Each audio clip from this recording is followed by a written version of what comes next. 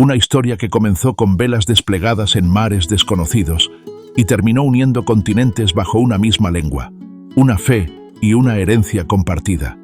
Este documental explora cómo la llegada de los españoles a América no solo transformó al Nuevo Mundo, sino también al Viejo, dando origen a una civilización mestiza sin precedentes. A lo largo de 9 episodios, descubriremos los momentos decisivos, los rostros olvidados, las leyes que intentaron humanizar la conquista y el legado cultural que aún hoy une a más de 500 millones de hispanohablantes.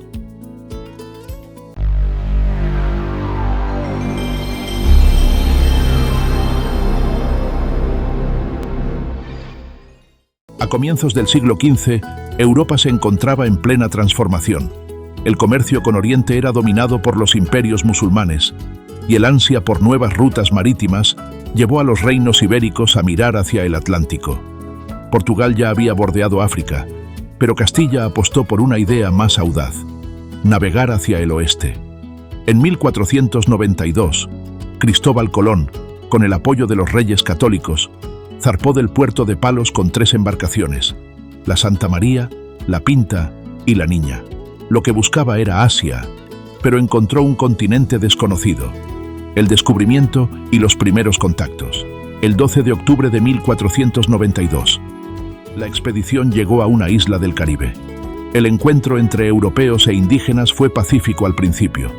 Intercambio de objetos, curiosidad mutua, lenguas desconocidas. Los europeos veían en los taínos gente sencilla y amable. Los nativos, en los recién llegados, seres extraños con piel clara, hierro y animales jamás vistos. Lo que ninguno imaginaba era que aquel saludo inicial cambiaría para siempre la historia del planeta. El choque de civilizaciones. El viaje de Colón abrió la puerta a una ola de exploraciones que se extendió rápidamente. En menos de 3 décadas, expediciones españolas habían recorrido desde el Caribe hasta el continente americano. Hernán Cortés llegaría a las costas de Veracruz en 1519 y Francisco Pizarro al Perú en 1532.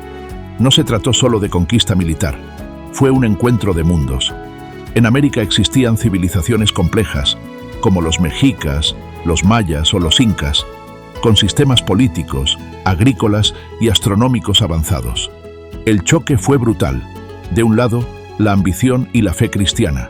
Del otro, la resistencia y el asombro ante lo desconocido. Mitos y realidades del descubrimiento. Durante siglos, el relato del descubrimiento fue contado desde una sola perspectiva. Hoy, los historiadores prefieren hablar de encuentro o de mestizaje. Sí, hubo violencia, enfermedades y explotación, pero también alianzas, matrimonios mixtos, intercambios tecnológicos y religiosos. El proceso fue complejo. En México, los tlaxcaltecas se unieron a los españoles contra los mexicas. En el Perú, los cañaris apoyaron a Pizarro frente al imperio inca.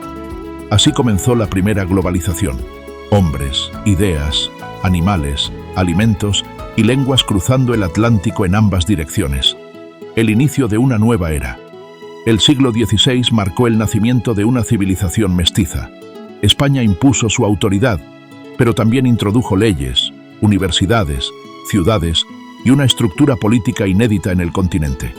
El castellano se difundió junto a la religión católica, y con el paso de los siglos surgió la hispanidad, una comunidad cultural que hoy abarca más de 20 naciones. Pero antes de llegar allí, había que forjar los cimientos, las conquistas, las alianzas y los conflictos que transformarían América para siempre. Así comenzó la historia de un mundo nuevo. Entre espadas y crucifijos, entre fe y ambición, nació el mestizaje que definiría a toda una civilización. Tras el primer contacto entre Europa y América, comenzó una época de exploración que pronto se transformó en una lucha por el poder. Este segundo episodio revela cómo los conquistadores españoles, en número reducido, lograron vencer a los grandes imperios indígenas, no solo con armas, sino con alianzas, estrategias políticas y una profunda comprensión del caos interno de los pueblos americanos. Más allá del mito del puñado de hombres contra ejércitos inmensos, conoceremos la verdad detrás de la caída de Tenochtitlan y del Cusco, los epicentros de civilizaciones milenarias. El avance hacia el corazón de México. En el año 1519, Hernán Cortés desembarcó en las costas de Veracruz al mando de poco más de 500 hombres, unos pocos caballos y algunos cañones. A simple vista, parecía una misión suicida. Sin embargo, Cortés contaba con una ventaja decisiva: la diplomacia y el entendimiento cultural. Desde el inicio, comprendió que el poder mexica, con capital en Tenochtitlan, era odiado por muchos pueblos vecinos debido a sus tributos y sacrificios humanos. Fue así como los tlaxcaltecas, enemigos acérrimos del imperio mexica, se aliaron con los españoles. Miles de guerreros indígenas marcharon junto a los europeos, cambiando el equilibrio de fuerzas. De hecho, la mayoría de los combatientes que entraron en Tenochtitlan no eran españoles, sino nativos aliados. Tenochtitlan, el fin del imperio mexica. El 13 de agosto de 1521, después de un sitio brutal que duró más de 3 meses, cayó Tenochtitlan.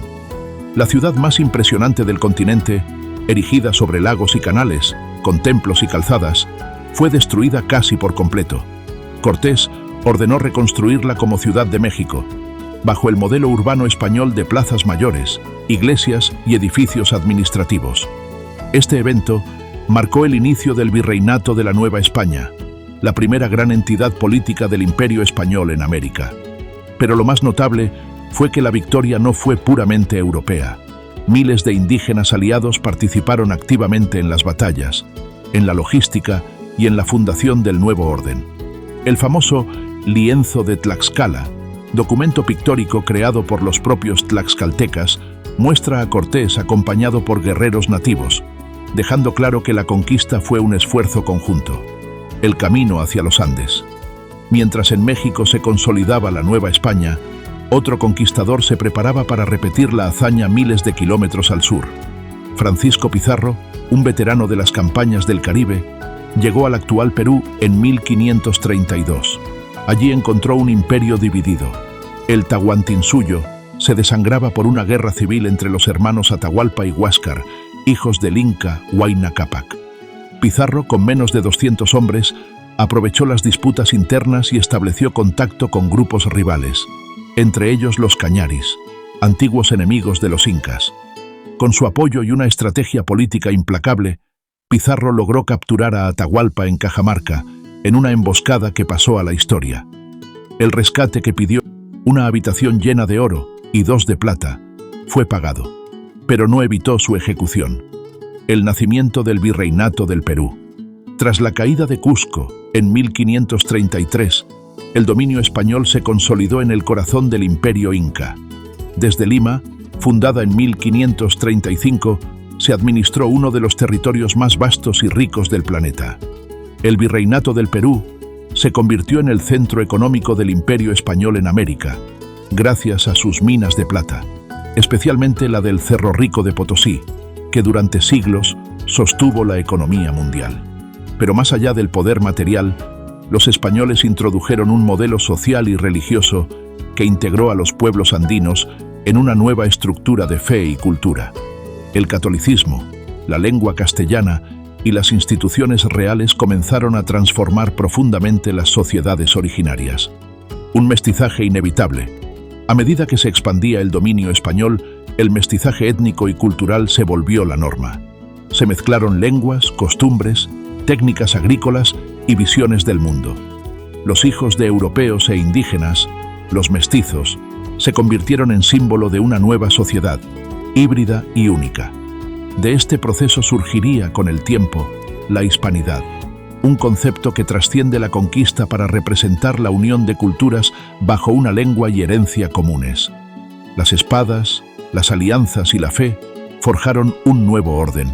En menos de 20 años, 2 imperios milenarios habían caído, pero de sus ruinas nacería algo completamente nuevo, una civilización mestiza que cambiaría para siempre el destino del continente. Tras la conquista, el continente americano se transformó profundamente. De los restos de los imperios mexica e inca, nació una nueva sociedad bajo el dominio de la corona española. Pero lejos de ser solo un proceso de extracción de recursos, la colonización trajo consigo una de las mayores expansiones urbanas, educativas y culturales del mundo moderno. En este episodio, exploraremos cómo la riqueza minera y el trabajo de millones de manos indígenas y mestizas levantaron ciudades, universidades y templos que aún hoy siguen en pie, testigos de 3 siglos de construcción, fe y conocimiento. El nacimiento de las ciudades coloniales. En las décadas posteriores a la conquista, los españoles fundaron decenas de ciudades en todo el continente, siguiendo un patrón urbanístico común, el trazado en damero o cuadrícula, con una plaza mayor en el centro. Desde allí se organizaban los poderes político, religioso y económico. Ciudad de México, 1524, Lima, 1535, Bogotá, 1538, Quito, 1534 y La Habana, 1516, fueron algunos de los principales centros urbanos del Nuevo Mundo hispano. Este modelo urbano reflejaba la mentalidad ordenada del derecho castellano. Una ciudad debía ser espejo del cielo, símbolo del orden divino y la autoridad real. Las calles rectas y los edificios de piedra reemplazaron a las antiguas construcciones indígenas, pero muchas veces se levantaron sobre las mismas bases. En el corazón de Tenochtitlan, por ejemplo, se erigió la Catedral Metropolitana de Ciudad de México sobre los cimientos del Templo Mayor. La riqueza minera y su destino. Uno de los grandes motores de la economía colonial fue la minería, especialmente de plata y oro. Los yacimientos de Zacatecas en la Nueva España y Potosí, en el Virreinato del Perú, se convirtieron en centros de producción mundial. Durante 3 siglos, Potosí fue considerada la montaña que comía hombres y vomitaba plata. De allí salieron miles de toneladas del metal precioso que sostuvieron no solo al Imperio Español, sino también al comercio global con Europa y Asia. Sin embargo, gran parte de esa riqueza no abandonó América, como comúnmente se piensa. Historiadores modernos destacan que el oro y la plata se invirtieron en infraestructura local. Se construyeron acueductos, caminos, iglesias, universidades, hospitales y conventos. En palabras de algunos investigadores, fueron 300 años de construcción, no de saqueo. Las primeras universidades del continente. Una de las herencias más duraderas del periodo colonial fue la creación de las primeras instituciones educativas del continente americano. La Universidad de San Marcos en Lima, fundada en 1551, es la más antigua de América y símbolo del pensamiento ilustrado virreinal. Ese mismo año se fundó la Real y Pontificia Universidad de México, origen de la actual Universidad Nacional Autónoma de México, UNAM. Estas instituciones ofrecían formación en teología, derecho, medicina y filosofía, siguiendo el modelo universitario de Salamanca y Alcalá de Henares. Las aulas se llenaban de hijos de conquistadores, criollos e incluso algunos mestizos y clérigos indígenas destacados. El saber, transmitido en latín y castellano, fue clave para la creación de una élite intelectual americana. Con el tiempo, estas universidades se convirtieron en semilleros de pensamiento crítico y patriótico, y en el siglo XIX jugaron un papel fundamental en los movimientos independentistas. La fe como columna vertebral del Nuevo Mundo. Junto a la expansión urbana y educativa, la Iglesia Católica desempeñó un papel esencial. Las órdenes religiosas, dominicos, franciscanos, jesuitas, mercedarios y agustinos, fundaron monasterios, colegios, hospitales y misiones a lo largo del continente. Su labor no se limitó a la evangelización, también fueron mediadores culturales. En las misiones, los frailes enseñaban oficios, escritura, música y agricultura a los pueblos indígenas. Los templos barrocos levantados en esa época, como la Catedral de Puebla, la de Lima o la de Cuzco, combinaban el arte europeo con decoraciones autóctonas, creando un barroco americano único. Los retablos dorados, los frescos con motivos nativos y las fachadas talladas son testimonio de una fusión de fe, arte y cultura sin precedentes. 3 siglos de construcción. Durante más de 300 años, el continente americano fue un inmenso taller de creación. Se levantaron más de 1000 ciudades, decenas de universidades, catedrales, hospitales y caminos que aún hoy se conservan.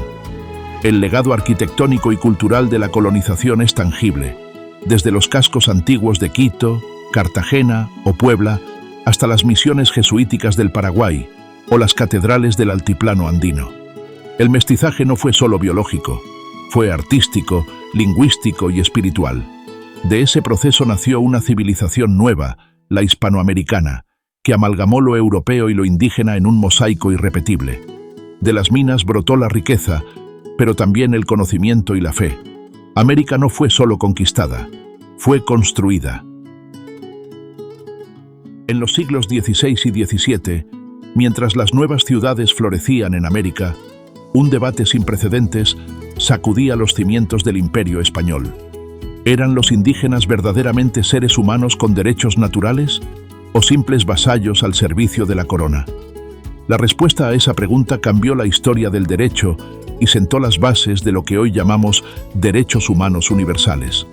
En este episodio exploraremos cómo la corona española, influida por frailes y pensadores humanistas, promulgó leyes para proteger a los pueblos originarios, una preocupación jurídica y moral que no tuvo paralelo en otros imperios coloniales de la época.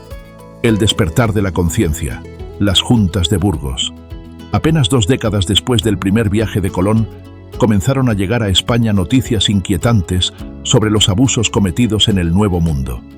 Los frailes dominicos, testigos directos de las encomiendas y los trabajos forzados, alzaron su voz contra la injusticia.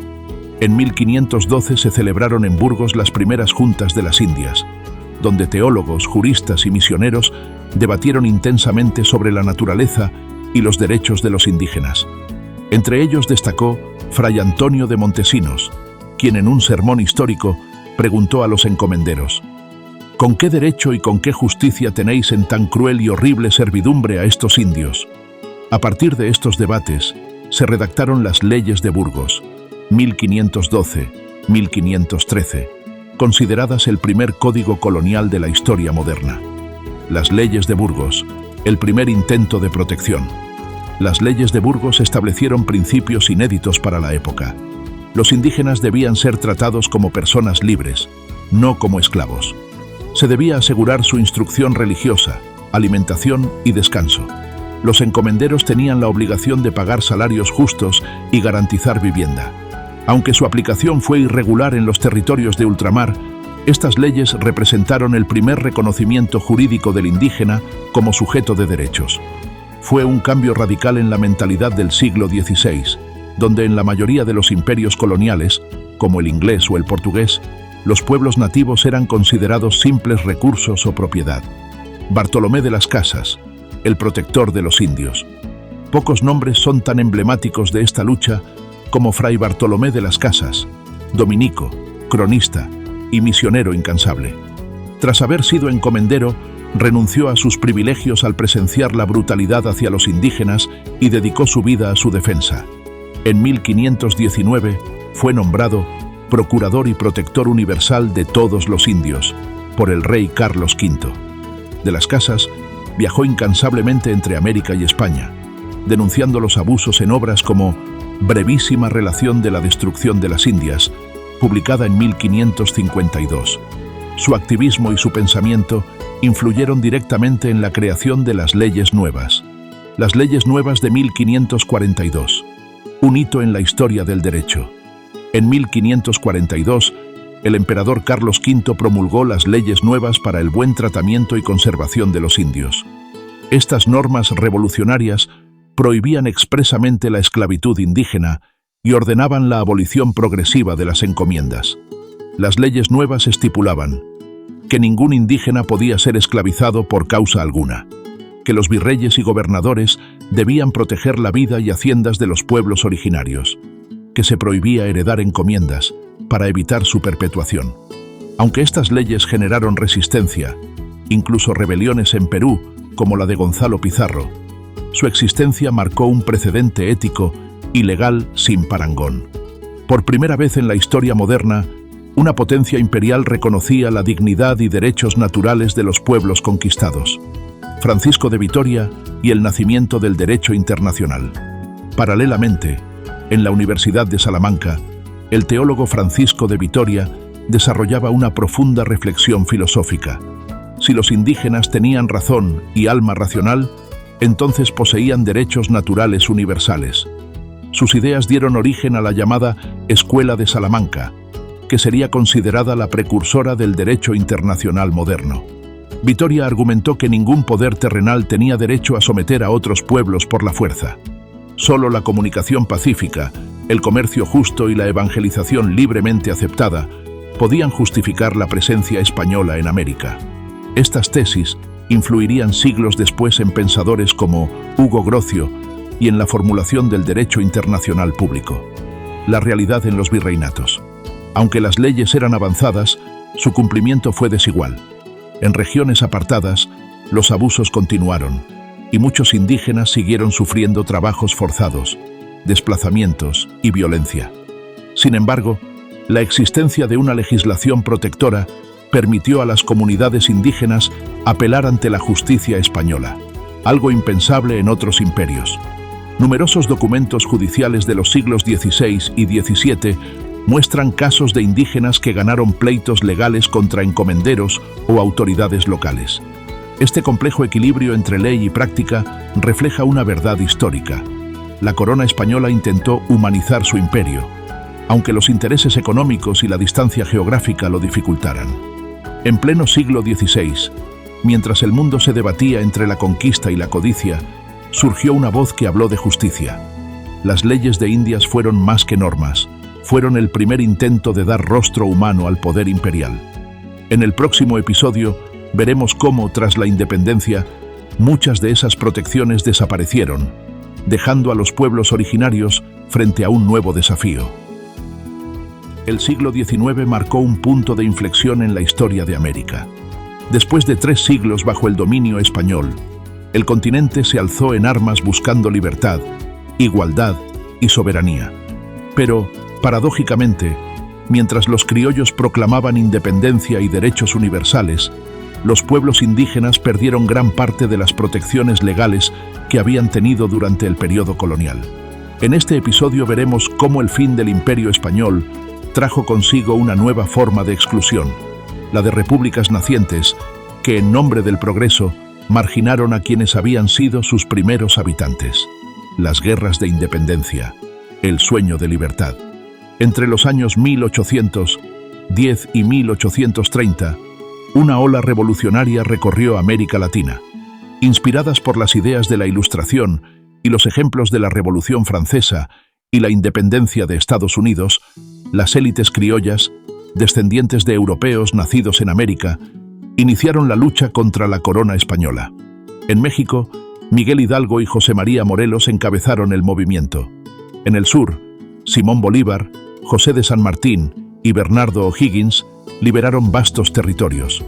La causa parecía justa: libertad, igualdad, soberanía nacional. Pero esta independencia no fue igual para todos. Aunque en los discursos se hablaba de ciudadanos libres, los pueblos indígenas quedaron relegados de la nueva estructura política. La desaparición del sistema colonial y sus consecuencias. Durante el periodo colonial, pese a sus limitaciones, los indígenas contaban con cierta tutela jurídica por parte de la corona. Existían leyes específicas, como las leyes de Indias, que reconocían sus comunidades, tierras comunales y autoridades locales. Los virreyes y las audiencias actuaban en teoría como garantes de esos derechos. Con la independencia, estas estructuras fueron abolidas.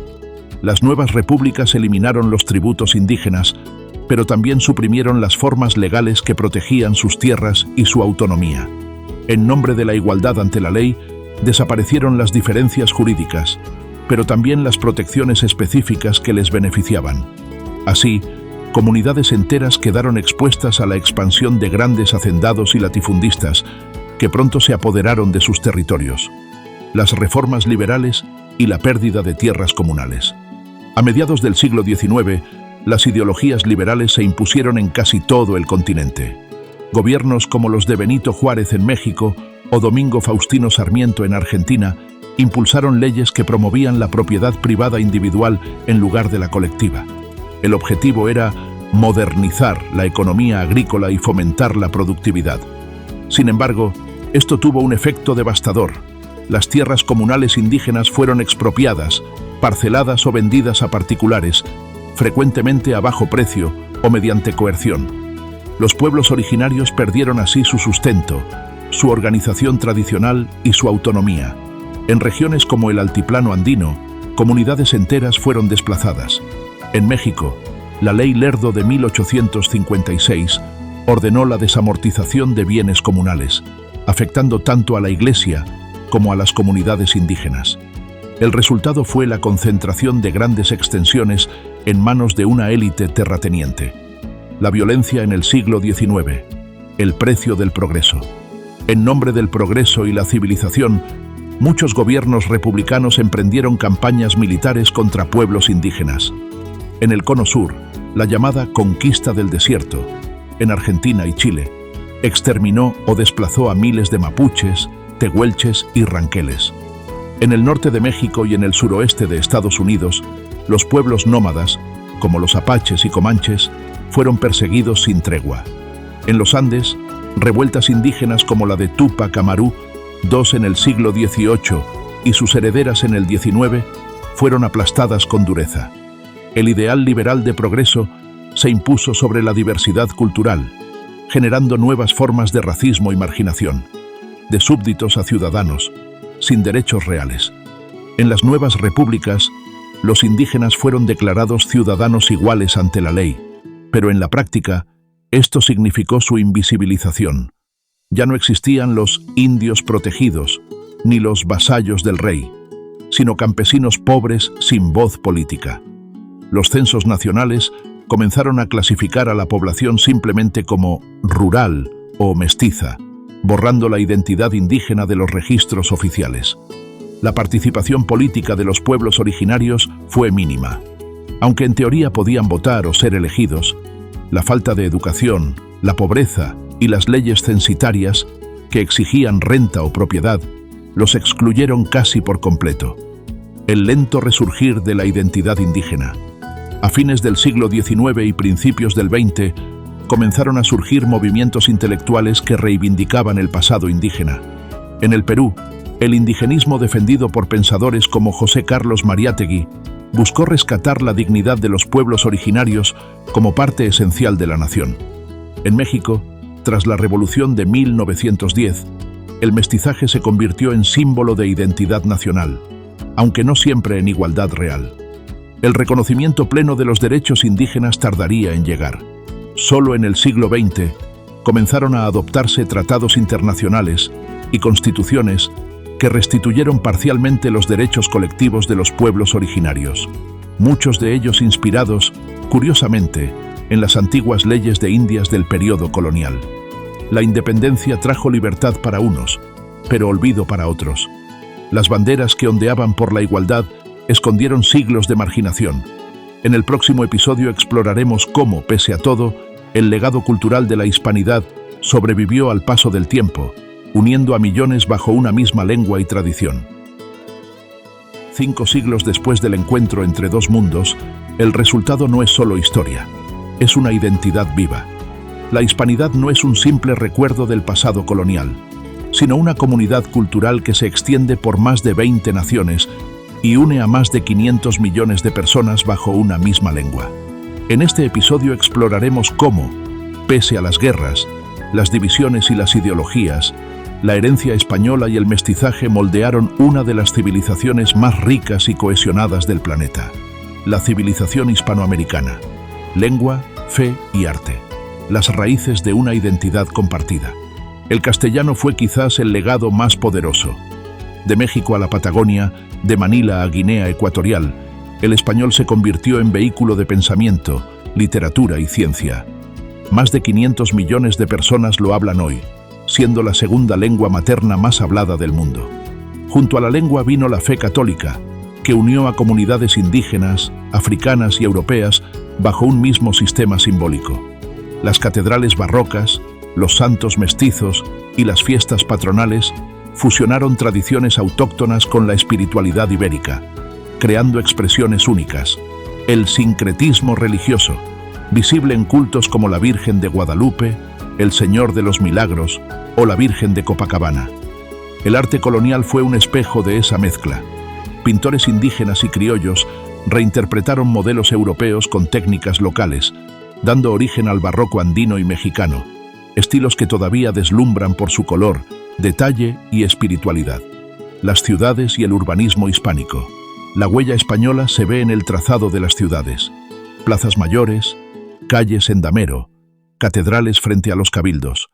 Este diseño, establecido por las leyes de Indias, fue replicado en casi todo el continente. Ejemplos emblemáticos. Ciudad de México, fundada sobre las ruinas de Tenochtitlan, corazón de la Nueva España. Lima, la ciudad de los reyes, sede del primer virreinato del sur. Bogotá, Quito, Santo Domingo, Cuzco y Buenos Aires, todas planificadas según los mismos principios urbanos. Cada una combinó arquitectura europea con materiales locales, piedra volcánica, adobe, madera tropical. Así, la América hispana se llenó de catedrales, universidades y palacios virreinales, monumentos que aún hoy marcan la identidad urbana de todo el continente. El conocimiento y las primeras universidades de América.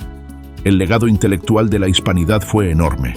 La Universidad de Santo Tomás de Aquino en Santo Domingo, 1538. La Universidad de San Marcos en Lima, 1551. Y la Real Universidad de México, también 1551.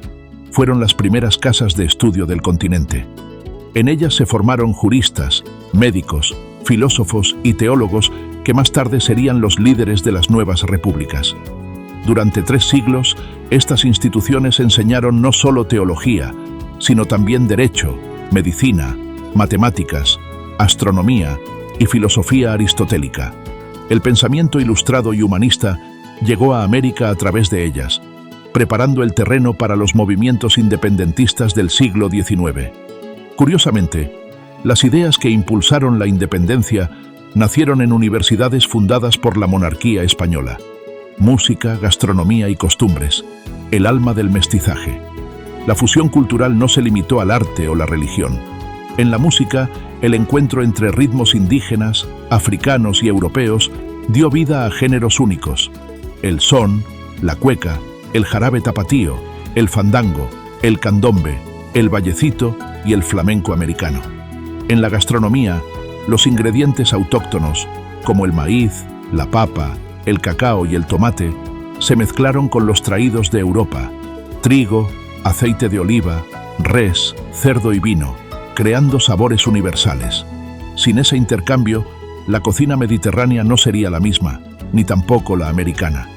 Costumbres como las fiestas patronales, las procesiones de Semana Santa o el Día de los Muertos combinan el calendario cristiano con rituales precolombinos, demostrando que el mestizaje fue más creativo que destructivo. La hispanidad como comunidad de pueblos. El término hispanidad fue acuñado siglos después, pero su esencia nació en el siglo XVI. Hoy engloba a España y las naciones hispanoamericanas, unidas por idioma, historia y visión del mundo. Cada 12 de octubre, España y América conmemoran el Día de la Hispanidad, o Día del Encuentro de Dos Mundos, recordando el inicio del mestizaje cultural. Más allá de polémicas, esta fecha simboliza la herencia común de valores, lengua y tradiciones que dan cohesión a la comunidad hispana global. Instituciones modernas que refuerzan la unión hispánica. La hispanidad del siglo XXI no es solo cultural, sino también institucional. La Asociación de Academias de la Lengua Española, ASALE, fundada en 1951, reúne a 22 academias que velan por la unidad y pureza del idioma. Las cumbres iberoamericanas de jefes de Estado y de Gobierno, iniciadas en 1991, promueven la cooperación política, educativa y económica entre España, Portugal y América Latina. Organismos como la Secretaría General Iberoamericana, SEGIB, fomentan proyectos conjuntos en innovación, sostenibilidad y cultura. En conjunto, estas instituciones consolidan un espacio cultural que trasciende fronteras, el mundo hispano, una de las comunidades lingüísticas más amplias y cohesionadas del planeta. Más allá de la conquista y la independencia, la historia de la hispanidad es la historia de un mestizaje que sobrevivió al tiempo. Lengua, fe, arte y tradiciones se entrelazaron para formar un puente que une océanos. 5 siglos después del primer encuentro entre España y América, la hispanidad ya no es una simple herencia del pasado. es una oportunidad para el futuro. Compartimos un idioma, una historia, una cosmovisión y un enorme potencial humano. Pero, ¿qué significa realmente colaborar entre naciones hispanas? En este episodio exploraremos las razones históricas, culturales, económicas y estratégicas que hacen de la cooperación iberoamericana una necesidad del siglo XXI. Un idioma, un puente entre continentes. El español es más que una lengua, es una herramienta de unión y entendimiento. En más de 20 países, desde México hasta Argentina, pasando por España, Guinea Ecuatorial y el Caribe, más de 500 millones de personas piensan, sueñan y crean en español. Esto convierte al mundo hispano en una de las mayores comunidades lingüísticas del planeta, solo superada por el chino mandarín. Este idioma compartido no solo facilita la comunicación, impulsa la ciencia, la educación, el comercio y la cultura. Permite que universidades, empresas y medios de comunicación cooperen sin barreras. De hecho, el español es la tercera lengua más usada en Internet y la segunda más estudiada del mundo. El idioma es el cimiento invisible que une nuestras naciones en un espacio de diálogo constante. Cooperación económica, el poder de una comunidad unida. Los países hispanos en conjunto representan una potencia económica global. Más de 400 millones de consumidores en América Latina. Una red de acuerdos comerciales y tratados bilaterales entre más de 20 naciones. Y una creciente presencia de empresas transnacionales hispanas, como Telefónica, Repsol, Cemex, Bimbo y Banco Santander. La interconexión comercial y financiera dentro del mundo hispano puede generar cadenas de valor compartidas, innovación tecnológica y desarrollo sostenible.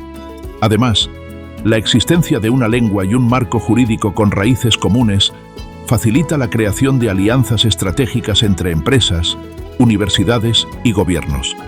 En un mundo globalizado, la unión de los países hispanos es una ventaja competitiva. Educación y ciencia. El conocimiento como vínculo. El ámbito académico ha sido uno de los pilares más sólidos de la colaboración hispana. Desde el siglo XX, universidades y centros de investigación han establecido redes comunes para fomentar el intercambio de conocimiento. Programas como Iberoamérica Divulga o Campus Iberoamérica promueven la movilidad de estudiantes, investigadores y profesores entre países de habla española y portuguesa. Además, la ciencia en español está en expansión. Revistas académicas, conferencias internacionales y publicaciones científicas en lengua española crecen año tras año. Esto demuestra que el español es también un idioma de ciencia y tecnología, no solo de cultura y arte. Un ejemplo destacado es el proyecto Red Clara, que conecta a universidades iberoamericanas mediante una red digital de alta velocidad, permitiendo investigaciones conjuntas en biotecnología, medicina, sostenibilidad y astronomía. Cultura y medios. Un patrimonio compartido. El mundo hispano comparte una industria cultural vibrante. Cine, música, literatura y televisión cruzan fronteras con naturalidad. Cantantes como Rosalía, Shakira o Bad Bunny, escritores como Gabriel García Márquez, Mario Vargas Llosa o Javier Marías, y directores como Guillermo del Toro o Pedro Almodóvar son referentes globales que refuerzan el valor de la cultura hispana. Las plataformas digitales han potenciado este intercambio. Hoy, una película filmada en México puede triunfar en España y una serie española puede ser un éxito en Argentina o Colombia. Esa conexión cultural refuerza la identidad común de la hispanidad contemporánea.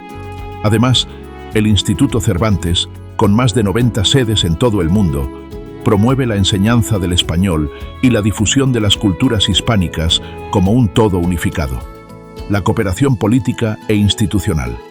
En el terreno diplomático, la Comunidad Iberoamericana de Naciones y las cumbres iberoamericanas son el reflejo de una voluntad de unión. Desde 1991, estas reuniones de jefes de Estado y de Gobierno han promovido proyectos en educación, salud, innovación y medio ambiente. Bajo la coordinación de la Secretaría General Iberoamericana, SEGIP, los países de lengua española y portuguesa trabajan en políticas comunes contra la pobreza, el cambio climático y la brecha tecnológica. Esta cooperación demuestra que, más allá de las diferencias ideológicas, existe un espacio iberoamericano de diálogo político con raíces profundas y metas compartidas, razones históricas y morales para la unión. Más allá de los beneficios económicos o diplomáticos, hay una razón más profunda: la memoria común. Durante 3 siglos, los pueblos hispanos compartieron leyes, lengua, religión y costumbres. Tras la independencia, esa herencia no desapareció, se transformó en identidad. Hoy, frente a los desafíos del siglo XXI, la desigualdad, la migración, el cambio climático y la revolución digital, la unión de los pueblos hispanos no es solo una opción, es una necesidad histórica. Reconocer lo que nos une no implica negar nuestras diferencias, sino ponerlas al servicio de un futuro compartido. El idioma que compartimos no es solo un medio de comunicación, es un lazo invisible que nos recuerda que fuimos, somos y seguiremos siendo parte de una misma historia. 5 siglos después del encuentro entre España y América, el concepto de hispanidad sigue más vivo que nunca, aunque enfrenta nuevos desafíos. En este episodio exploraremos cómo la comunidad hispana se adapta al siglo XXI, entre la globalización, la tecnología, los retos sociales y las oportunidades de una cooperación renovada. Porque la hispanidad ya no es solo una herencia histórica, es un proyecto de futuro que une a más de 500 millones de personas en los 5 continentes. La hispanidad en la era digital. Nunca antes la lengua española había tenido tanto poder global. Hoy, el español es la segunda lengua más hablada del mundo como idioma nativo y una de las más usadas en redes sociales, medios de comunicación y plataformas digitales. Más de 400 millones de usuarios se comunican diariamente en español en Internet, y la cifra crece con fuerza en América del Norte, gracias a la enorme comunidad hispana en Estados Unidos. Plataformas como YouTube, TikTok y Spotify son auténticos escenarios de la cultura hispana. Artistas, divulgadores y educadores usan el idioma como vehículo de identidad y expansión. La era digital ha dado voz a una nueva generación hispana que rompe fronteras y redefine la unidad cultural. El desafío ahora no es solo conservar el idioma, sino adaptarlo al mundo digital, fortalecer su presencia en la inteligencia artificial, la ciencia, la educación en línea y los contenidos globales. Retos contemporáneos, desigualdad y cohesión social. La hispanidad enfrenta retos internos que no pueden ignorarse. Desigualdad económica entre las naciones hispanas. Migraciones masivas en busca de mejores oportunidades. Desafíos educativos y tecnológicos que impiden el desarrollo equitativo. A pesar de compartir una lengua y una herencia común, las diferencias en acceso a la educación, la salud y la conectividad digital crean brechas dentro del mundo hispano. Superarlas requiere cooperación y políticas conjuntas. La Secretaría General Iberoamericana, CEGIB, y organismos como la Comunidad de Estados Latinoamericanos y Caribeños, CELAC, promueven programas para reducir esas desigualdades mediante educación inclusiva, innovación tecnológica y desarrollo sostenible. La hispanidad del siglo XXI no debe ser solo memoria, sino solidaridad activa. Educación, innovación y juventud. Los pilares del futuro hispano. Más de 1/3 de la población hispana es menor de 30 años. Esto convierte a la juventud en el motor de un nuevo renacimiento cultural. En países como México, Colombia, Perú o España, los jóvenes crean proyectos tecnológicos, culturales y ambientales que mezclan orgullo local con visión global. El acceso a la educación superior, la formación técnica y la ciencia en español son claves para garantizar un futuro sostenible. Iniciativas como Campus Iberoamérica o el Programa de Innovación Iberoamericana fomentan el intercambio académico y el desarrollo tecnológico conjunto. La hispanidad del futuro será digital, creativa y ecológica, si se logra invertir en su gente. Identidad, migración y comunidad global. La comunidad hispana en Estados Unidos ya supera los 60 millones de personas, convirtiéndose en una de las fuerzas sociales, económicas y culturales más influyentes del país. Los hispanos transforman la política, la gastronomía, el arte y el idioma, demostrando que ser hispano es una identidad flexible, viva y universal. En Europa, América y África, la migración también ha generado nuevas formas de identidad. Hispanos de distintos países conviven, se mezclan y comparten cultura en las grandes ciudades del mundo. La hispanidad, más que una geografía, es una comunidad global con raíces comunes y múltiples rostros. La cultura como motor de unidad. El español sigue siendo el hilo conductor de una creatividad desbordante. Cine, música, literatura, gastronomía y moda son expresiones que nos conectan. La industria cultural hispana genera más de un 6% del PIB regional y millones de empleos directos e indirectos. El auge de festivales de cine, ferias del libro y plataformas digitales en español está transformando la proyección internacional de nuestra cultura. Iniciativas como el Premio Cervantes, la Feria del Libro de Guadalajara y los Grammy Latinos son símbolos del poder blando de la comunidad hispana. A través del arte y la cultura, la hispanidad reafirma su papel como una de las fuerzas culturales más influyentes del planeta. Revalorar el pasado para construir el futuro. Hoy, los debates sobre la conquista, el colonialismo y la herencia hispana siguen generando controversia. Sin embargo, cada vez más historiadores proponen un enfoque equilibrado, reconocer los errores y violencias del pasado, pero también los aportes civilizatorios, culturales y humanos que surgieron de ese encuentro. La hispanidad del siglo XXI no busca imponer una visión, sino entenderse como un puente entre culturas. Es el reconocimiento de que la historia compartida puede ser fuente de diálogo, respeto y progreso. Oportunidades para una nueva hispanidad. Las oportunidades de cooperación son enormes. Educación y ciencia en red. Economía digital compartida. Protección del medio ambiente. Promoción internacional del idioma español. El desafío es lograr que la hispanidad se convierta en una alianza estratégica de futuro, no solo en un recuerdo de tiempos pasados. Un espacio donde el idioma sea vehículo de conocimiento, el arte una fuente de unión y la historia una inspiración, no una frontera. La hispanidad no pertenece al pasado, es una corriente viva que se reinventa cada día. Durante 8 episodios hemos recorrido 5 siglos de historia, desde los primeros encuentros entre europeos e indígenas hasta la era digital del siglo XXI. Hoy cerramos este viaje con una reflexión profunda. ¿Qué significa realmente la hispanidad en nuestro tiempo? ¿Es solo un legado histórico o una civilización viva que sigue creciendo y transformándose? Acompáñanos en este último episodio, donde reuniremos las piezas de este vasto mosaico cultural para entender por qué la hispanidad no terminó con la independencia, sino que renació con ella. Un legado de encuentro y mestizaje. La hispanidad nació del encuentro, a veces violento, otras veces solidario, entre mundos distintos: Europa, América, África y Asia. De esa confluencia surgió una civilización mestiza, marcada por la fusión de lenguas, creencias, gastronomías, artes y visiones del mundo. A lo largo de 3 siglos de dominio español, las colonias se transformaron en laboratorios culturales. Se fundaron ciudades y universidades que aún hoy son pilares del conocimiento.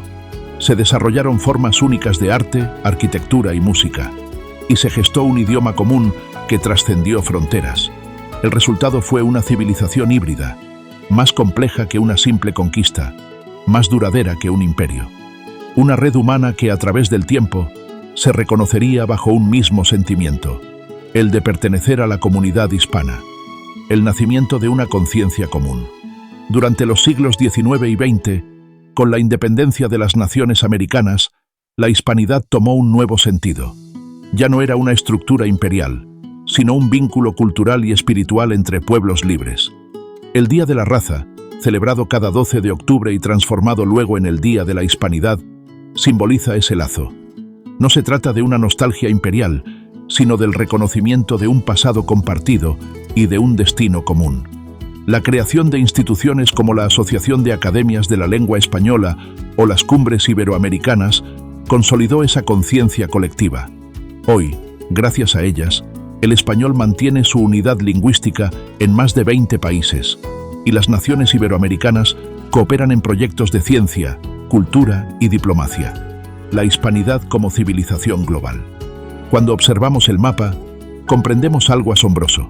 La hispanidad se extiende por 4 continentes, con presencia en América, Europa, África y Asia.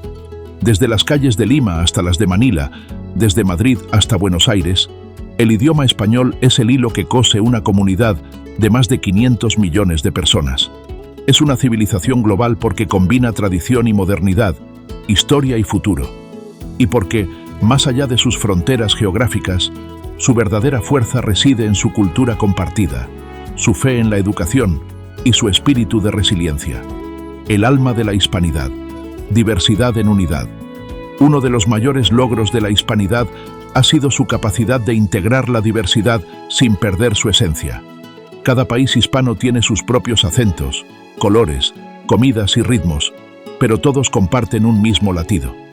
Desde el flamenco andaluz hasta el mariachi mexicano, desde el quechua que convive con el castellano en los Andes hasta el español caribeño, la hispanidad demuestra que la diversidad no divide, sino que enriquece. Esa es su verdadera fuerza. Una identidad plural, una civilización que no impone sino que abraza. Retos del presente, esperanza del futuro. Hoy, la hispanidad enfrenta nuevos desafíos. La desigualdad económica entre sus naciones, la pérdida de valores comunes frente al consumismo global y la necesidad de proteger su idioma en la era digital. Pero también hay esperanza. La juventud hispana, más conectada que nunca, está reinventando la identidad común a través de la música, la ciencia, la literatura y la tecnología. Ellos son los herederos de 5 siglos de historia y los constructores de los próximos 5. Gracias por ver History Sapiens. La hispanidad no es un recuerdo del pasado, es una llama encendida. Nació de la unión de mundos, sobrevivió a guerras y revoluciones, y hoy se alza como una civilización viva, plural y universal. Mientras haya una persona que hable español, que cante, que escriba, que sueñe en este idioma, la hispanidad seguirá viva. La historia no terminó con la conquista ni con la independencia. La historia de la hispanidad continúa escribiéndose cada día, en cada palabra, en cada encuentro, en cada generación que decide celebrar lo que nos una por encima de lo que nos divide.